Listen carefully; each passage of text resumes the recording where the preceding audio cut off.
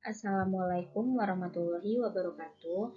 Perkenalkan, nama saya Sri Kurniase, mahasiswa dari Prodi PGSD dengan NPM 181434109. Di sini saya akan menjelaskan hasil penelitian saya yang berjudul Peningkatan Keterampilan Berbicara dengan Menggunakan Metode Role Playing pada Siswa Kelas 5 SD Negeri 104247 Teladan.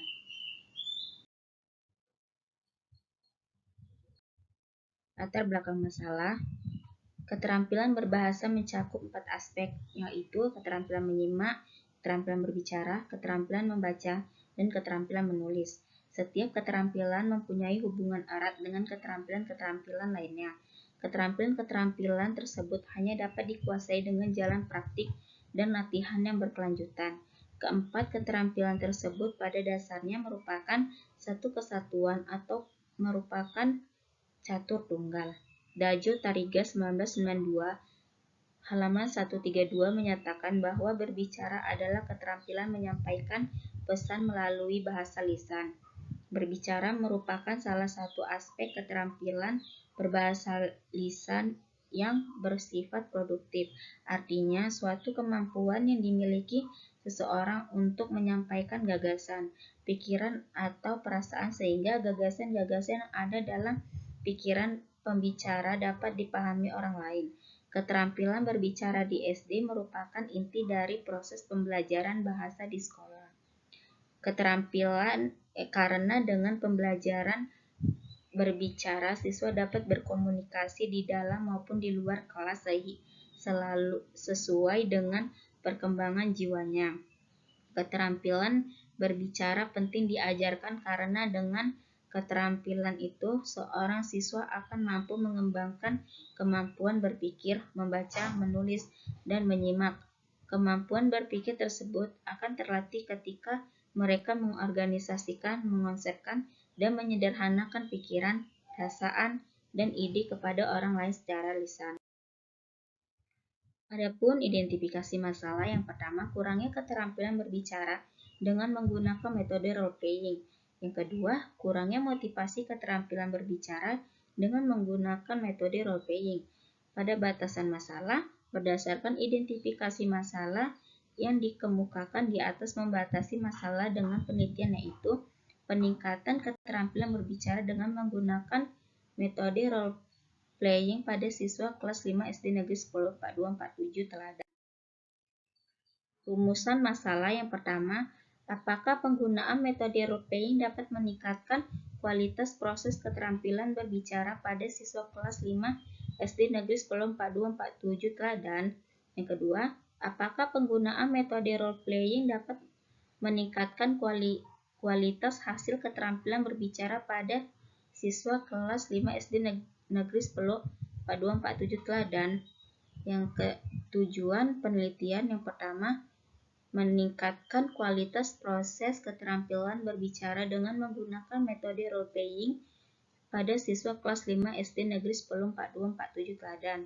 Yang kedua, meningkatkan kualitas hasil keterampilan berbicara dengan menggunakan metode role playing pada siswa kelas 5 SD Negeri 104247 Teladan.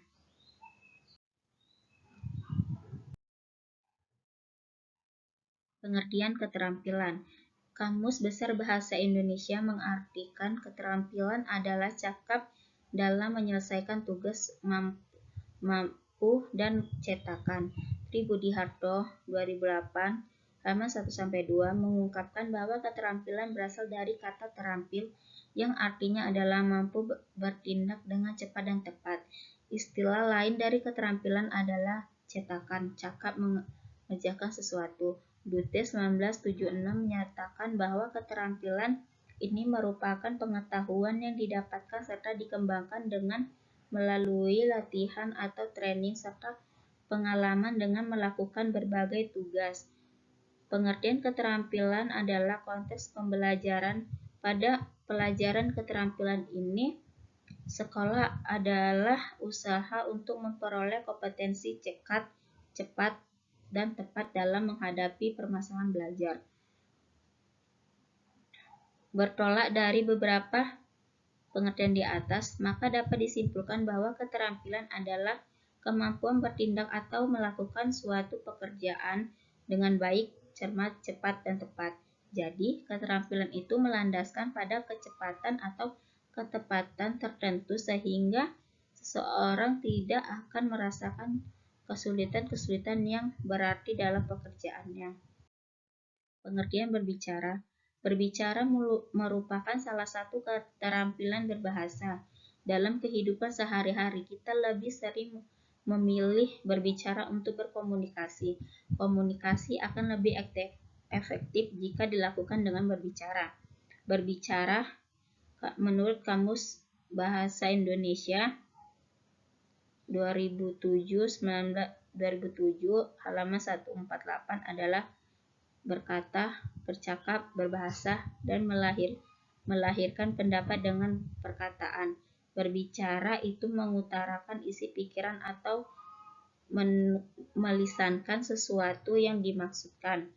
Hagi Tarigan 2008 halaman 16 menyatakan bahwa berbicara adalah kemampuan seseorang dalam mengucapkan bunyi-bunyi, artikulasi, atau kata-kata yang bertujuan untuk mengekspresikan, menyatakan, serta menyampaikan pikiran, gagasan, dan perasaan orang tersebut.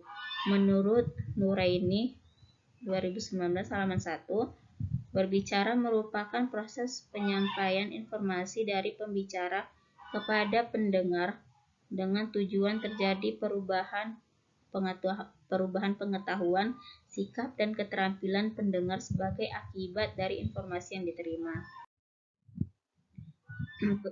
Pengertian keterampilan berbicara menurut Iskandar Wasid dan Dadang Suhendra 2008 halaman 241, keterampilan berbicara pada hakikatnya merupakan keterampilan memproduksi arus sistem bunyi artikulasi untuk menyampaikan kehendak, kebutuhan, perasaan, dan keinginan kepada orang lain.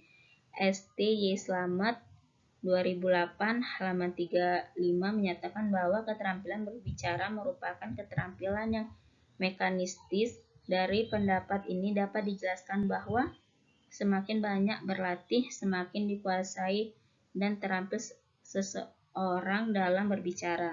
Tidak ada orang yang langsung terampil berbicara tanpa melalui proses berlatih.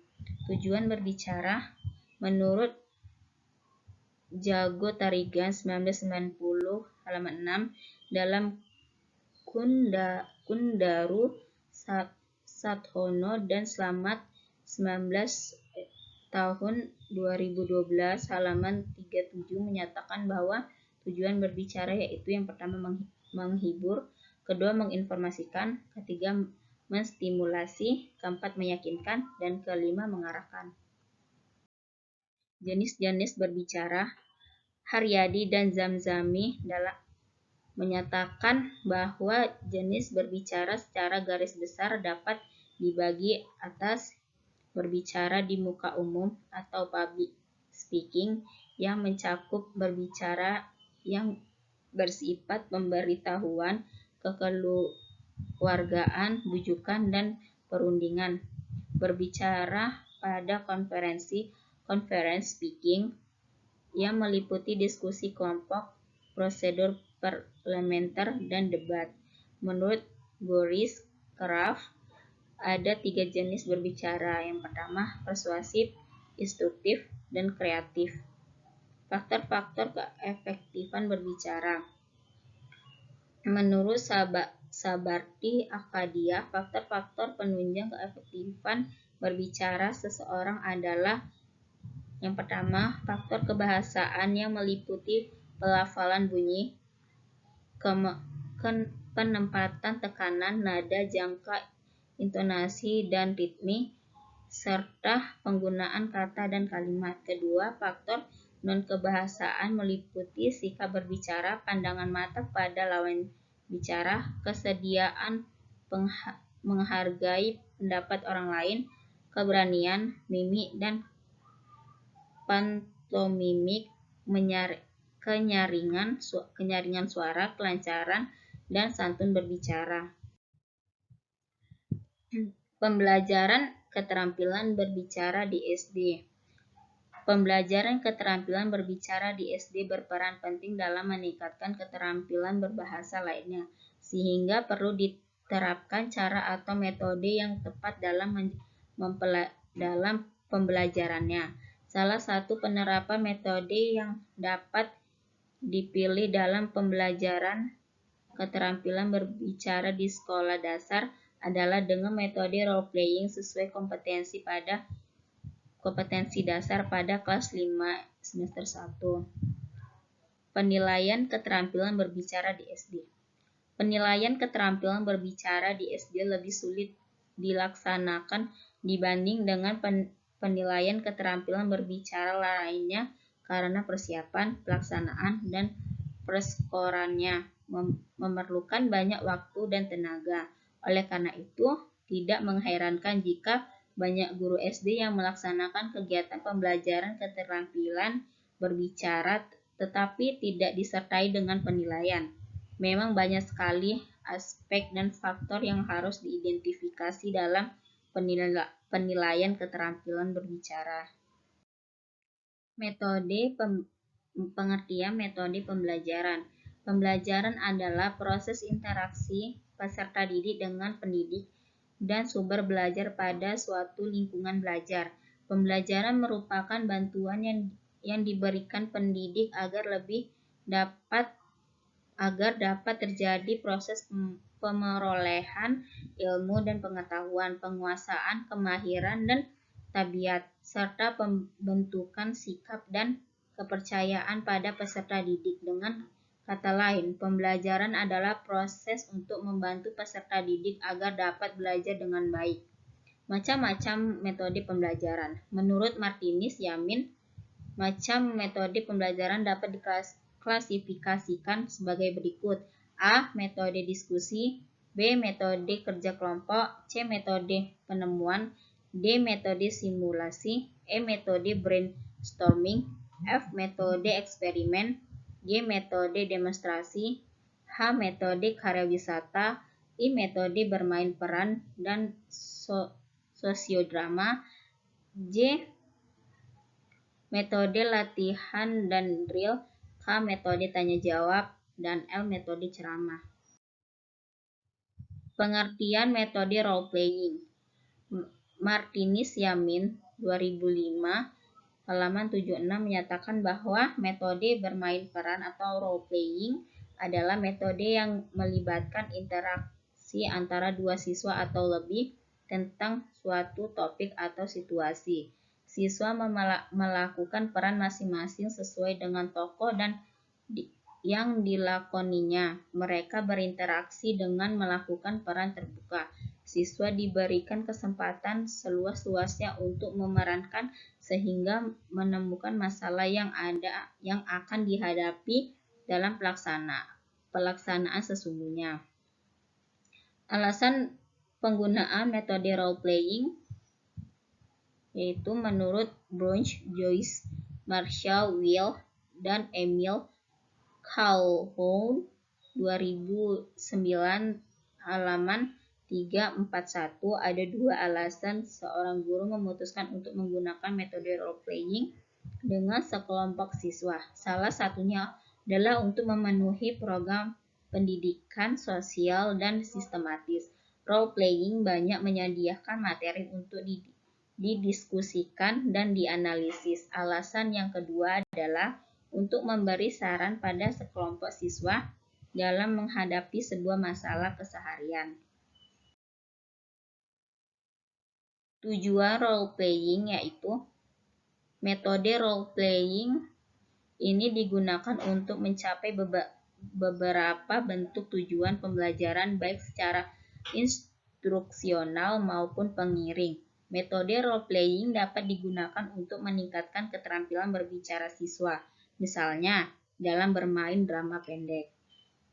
Adapun manfaat metode role playing yang pertama, membantu siswa menemukan makna dirinya dalam kelompok. Yang kedua, membantu siswa memecahkan persoalan pribadi dengan bantuan kelompok. Yang ketiga, memberi pengalaman bekerja sama dan memecahkan masalah. Dan keempat, memberi siswa pengalaman pengembangan sikap dan keterampilan memecahkan masalah. Ada langkah-langkah penggunaan metode role playing. Yang pertama, dideskripsikan skenario kejadian atau situasi yang dipentaskan, mempelajari karakteristik peran yang akan dipentaskan. Yang ketiga, memilih pemeran dan menugaskan untuk menghayati peran yang harus dibawakan. Yang keempat, melaksanakan role playing. Yang kelima, debriefing atau kegiatan mendiskusikan hasil role playing. Organisasi penerapan pembelajaran role playing. Ada 3 pola organisasi, yakni sebagai berikut. Yang pertama, bermain peran tunggal atau single role playing. Yang kedua, bermain peran jamak atau multi role playing. Yang ketiga, peranan ulangan atau role repetition.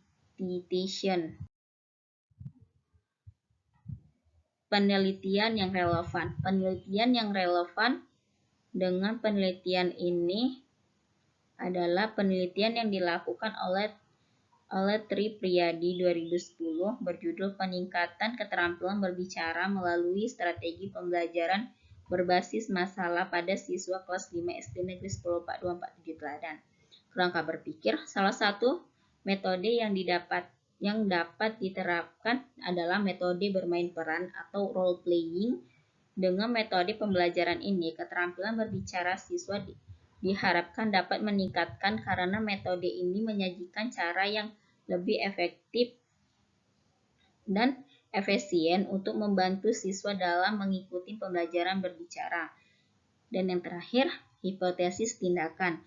Penggunaan metode role playing dapat meningkatkan kualitas proses keterampilan berbicara pada siswa kelas 5 SD Negeri 10 4247 Teladan. Penggunaan metode role playing dapat meningkatkan kualitas hasil keterampilan berbicara pada siswa kelas 5 SD Negeri 10 4247 Teladan. Tempat dan waktu penelitian. Tempat penelitian yaitu penelitian ini dilaksanakan di SD Negeri 10 4247 Teladan yang terletak di Kecamatan Pagar Merbau, Kabupaten Deli Serdang. Penelitian ini khususnya dilaksanakan di kelas 5. Waktu penelitian ini dilakukan selama 1 bulan yang terdiri dari tahap persiapan sampai dengan tahap pelaporan penelitian, yaitu mulai dari bulan Juli 2001 sampai dengan bulan Agustus 2001. Subjek penelitian. Subjek penelitian adalah siswa kelas 5 SD Negeri 104247 Teladan Deli Serdang tahun ajaran 2020 sampai 2021. Siswa dengan jumlah siswa 21 siswa yang terdiri dari 7 siswa laki-laki dan 14 siswa perempuan. Di kelas tersebut kondisi siswa heterogen atau berbeda-beda kemampuannya. Bentuk dan strategi penelitian. Strategi yang dilakukan dalam penelitian ini adalah strategi tindakan model siklus. Rancangan penelitiannya Suharjono dan Suharsini Adikunto di KK 2006 halaman 74 adalah sebagai berikut. Yang pertama, perencanaan atau planning. Yang kedua, tindakan atau acting. Yang ketiga, pengamatan atau observing. Yang keempat, refleksi atau reflecting. Sumber data yang dikumpulkan dan dikaji dalam penelitian ini diperoleh dari data kualitatif dan kuantitatif. Informasi data tersebut diperoleh dari berbagai sumber data. Teknik pengumpulan data. Ada 3 teknik pengumpulan data yang digunakan sebagai alat untuk mengumpulkan data secara lengkap dan akurat sehubungan dengan masalah yang diteliti sebagai berikut. Yang pertama, teknik independen. Yang pertama, teknik in-depth interview. yang kedua teknik observasi, yang ketiga teknik tes, yang keempat teknik dokumen. Validitas data. Menurut Iskandar 2009 halaman 84, triangulasi merupakan teknik pemeriksaan keabsahan data yang memanfaatkan sesuatu yang lain di luar data itu untuk keperluan pencegahan dan atau pembanding terhadap suatu data. Teknik-teknik uji validitas yang dilakukan peneliti adalah triangulasi sumber data, triangulasi metode. Teknik analisis data. Teknik analisis data yang digunakan dalam penelitian ini adalah analisis model interaktif yang merupakan interaksi dari 3 komponen utama, yaitu yang pertama reduksi data, kedua penyajian data atau display data, dan yang ketiga penarikan kesimpulan. Indikator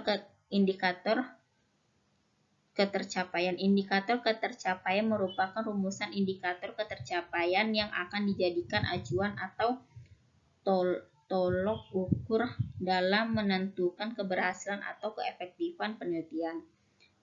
Prosedur penelitian. Penelitian ini berbentuk penelitian tindakan kelas sehingga mekanisme kerjanya diwujudkan dalam bentuk siklus atau direncanakan 2 siklus. Yang dalam setiap siklusnya mencapai 4 kegiatan, yaitu yang pertama perencanaan, kedua pelaksanaan, ketiga observasi, dan keempat refleksi. Sekian materi dari hasil penelitian saya. Apabila ada kata-kata yang salah, saya mohon maaf. Wabillahi taufiq wal hidayah. Wassalamualaikum warahmatullahi wabarakatuh.